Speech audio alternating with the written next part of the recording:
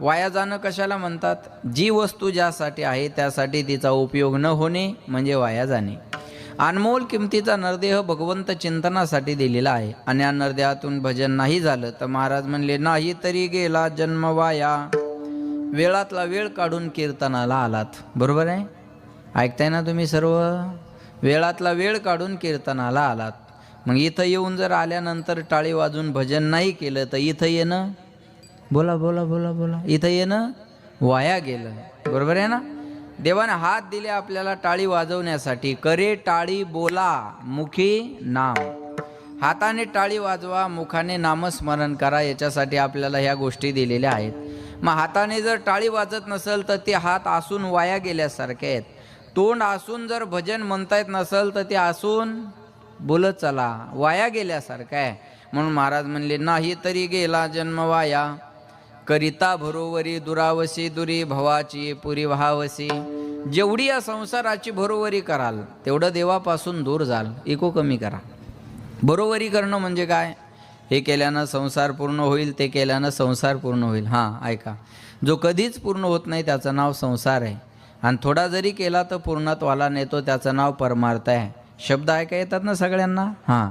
रावणासारख्याकडून संसार पूर्ण झाला नाही, आपल्यासारख्याकडून होणार आहे का?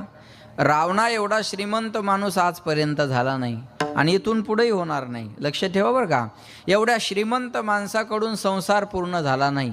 जिथं अपूर्णता आहे त्याचं नाव संसार आहे आणि ज्याला पूर्णत्व आहे त्याचं नाव परमार्थ आहे.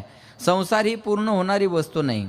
असं वाटतं हे केल्यानं पूर्ण होईल, ते केल्यानं पूर्ण होईल. जो कधीच पूर्ण होत नाही तो संसार. एका बाईला म्हणलं चला पंढरपूरला. ऐकते ना माया हो तुम्ही? एका बाईला म्हणलं चला पंढरपूरला, माऊलीच्या सोहळ्यात आमची दिंडी आहे. ती बाई म्हणे महाराज 3 पोरी दोघींचे लग्न झाले.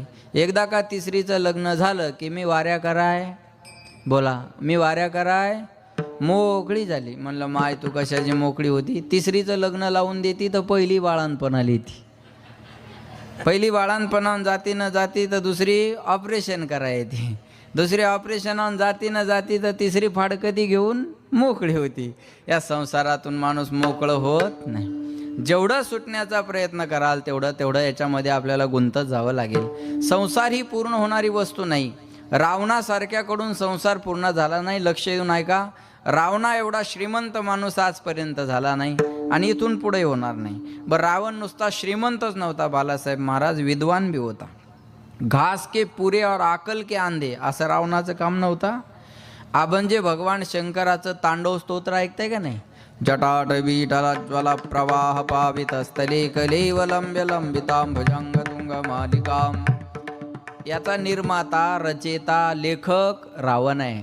हे श्लोक रावणानं तयार केलेले आहेत. तांडव स्तोत्र हे रावणानं रचलेलं आहे. मग विद्वान बी होता, विद्वान होता, श्रीमंत होता. बरं, सामर्थ्य कमी नव्हतं रावणात बरं का वनोजेकर पाटील. सगळे देव रावणाच्या बंदीशाळेत होती, एवढी ताकद होती रावणामध्ये. बरं, परिवार बी लहान होता रावणाचा. किती बायका होत्या रावणाला?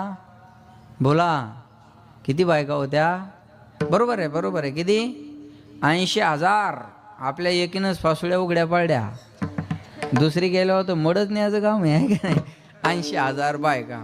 महाराज म्हणले एवढा सामर्थ्य. आता जर विधानसभेला उभा असता तर घरच्या मतावर आमदार झाला असता महाराज. बरोबर आहे?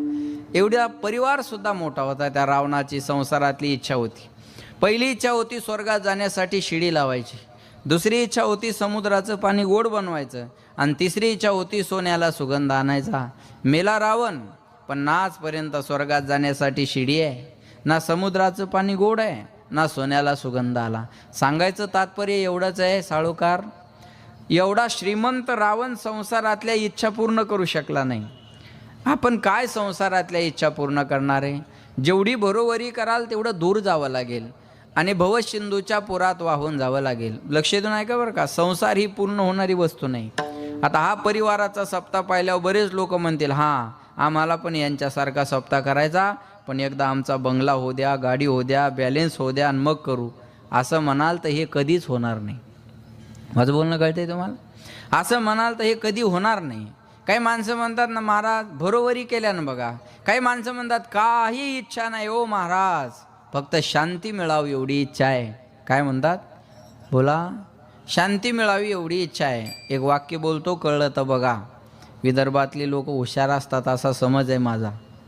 शांति की इच्छा चाहते हो तो पहले इच्छा को शांत करो. शांती मिळवण्याची इच्छा असेल तर इच्छेला शांत करणं पहिला आव्हान आहे. लेकिन ये इच्छा बड़ी बेवफा होती है, पूरी होते ही बदल जाती है. एक इच्छा पूर्ण झाली की पुढची इच्छा माणसाच्या समोर लगेच उभी राहत असते. महाराज, इच्छेचं आणि माणसाचं नातं आहे जसं महावितरणचं आणि पावसाचं नातं आहे. वाटीभर जरी पाऊस पडला तर दिवसभर लाईट नसती. माझं बोलणं कळतंय ना तुम्हाला? तसं माणसाचं आणि इच्छेचं नातं आहे. इच्छा माणसाला जगू देत नाही. ऐकताय ना? ही पण इच्छाच आहे माझी. जाऊ द्या तिकडं, नाही कळत. महाराज म्हणले लक्षात, इच्छा माणसाला जगू देत नाही आणि माणूस इच्छेला मरू देत नाही. कोवा दरिद्रो ही विशाल तृष्णा. तहान संपत नाही तो दरिद्री असतो. जेवढी भरोवरी कराल तेवढं दूर जाल. आणि भवसिंधूच्या पुरात वाहून जावं लागेल. लोकाला पटलं. लोक म्हणले महाराज आम्ही देवाला भजू. पण काय लागतं देवाला भजायला? महाराज म्हणले काही न लगे एक भावचे कारण. तुका म्हणे आन विठोबाची. देवाला आपलंसं करण्यासाठी भाव कारणीभूत आहे. जे पाठ आहे ते बिनधास्त बोलत चला. भाव बळे आकळे, भाव बळे आकळे. का याच्यातलं काहीच न कळे? बोला. भाव बळे आकळे एरवी न आकळे. करतळे आवळे तैसा हरी. एवढा प्रभू भावे तेने संपुष्टी राहावे. देवा कारणे भाव तस्मात न लगे द्यावे फारसे. वित्तये यथा माम प्रपद्यन्ते तंस तथैव भजाम्यहम. जाकी रहे भावना जैसी प्रभू मूरत देखी दिन तैसी. कुणाच्या घरात ॲडजस्टमेंटमध्ये मंदिर असतं आणि साळोकार परिवारासाठी एक खोलीच देवासाठी ठेवून दिलेली आहे. ज्याचा जसा भाव तसा त्याला देव. तुम्ही जर गेले त्यांच्या घरात, आता मी दर्शन घेतलं, एक पूर्ण खोली देवाचं देवघर आहे महाराज. लक्षात आलं का? आणि काही ठिकाणी किचनमध्ये एखाद्या कोपऱ्याला देवघर असतं. आणि भजी पाल नाही रे.